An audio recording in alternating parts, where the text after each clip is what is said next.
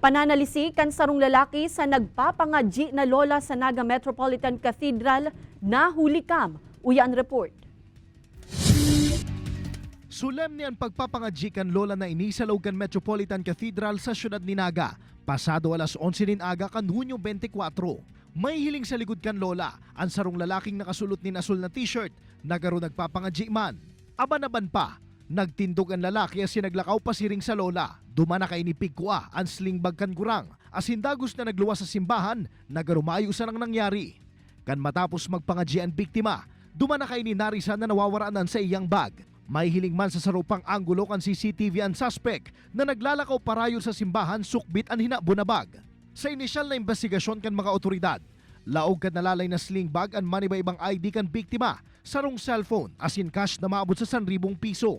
Sangunya nagpapadagos sa investigasyon kan Theft and Robbery Unit kan Naga City Police Office sa nasambitan ng insidente.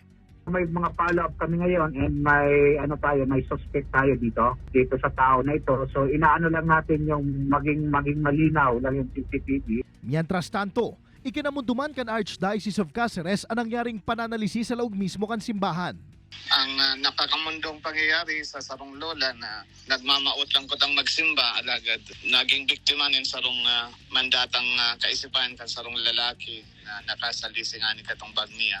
Patani di Father Oxiano, kung mapasiring sa simbahan para magsimba o magpangadji, maging alerto man giraray, urog na sa mga darang gamit nganing malikaya na ang mga siring na insidente. Kaibanan si Carlo Abunita, Jesse Cruzat, Balitang Bicolandia.